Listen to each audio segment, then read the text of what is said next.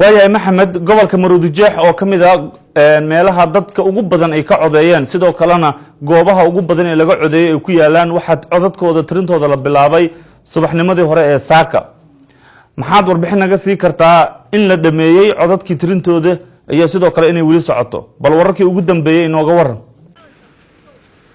gobolka maruudijeex oo ah gobolada ugu codka badan Soomaaliland gobolka lahaa 270 goobood oo codbixinood sidoo kalena ay ka codeynayeen 200 kun oo qof in ka badani gobolkan waxa uu yahay gobolka haatan lagu jiro tirintiisa gobolka maruudijeex saad arkaysaan imika halkan goobta lagu tirinaya waa halka xafiiska Mingsing waxa jirtay in uu jiro mar walbaba deganaansho iyo hab isku tanaasul iyo wada shaqeyn inta badan u dhaxaysa tiimamka meesha jooga walaal xisbiga wadani saraakiishiisa ku jira tirinta codadka gobolka maruudijeex ay iskhilaafeen sarkaal gudida doorashooyinka la taliyo ah taasina ay keentay in dibadda u soo baxaan oo xataa xisbiga u laftiisu ay saraakiisha ugu jira ay dibadda u soo baxeen haddana gudoomiyaha xisbiga u cido meesha yimid waxa uu sheegay in loo baahan yahay in tirinta ay ku noqdaan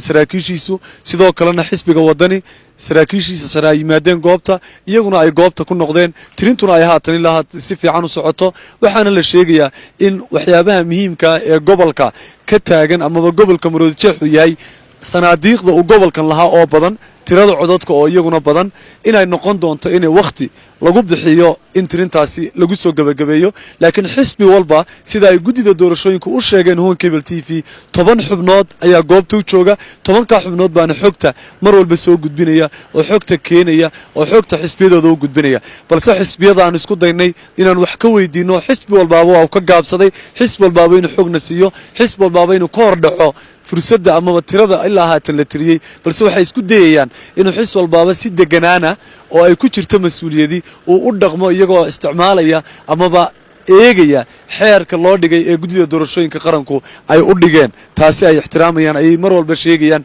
inaanay jireynin natiijo dibadda u soo baxda oo ay ku siinayaan balse muraaqibiinta u joogay asxaabta qaranku ee goobjoogayaasha uga ahaa inta badan xogaha ay helayaan xisbi walbaaba sidiisa gaarka buu ogiyay oo taasi ay ogyihiin asxaabta qaranku waa tahay aad baad u mahadsan tahay kaasi wuxuu ahaa daawadayaal wariyaha iyaga maxamed cabdi sheekh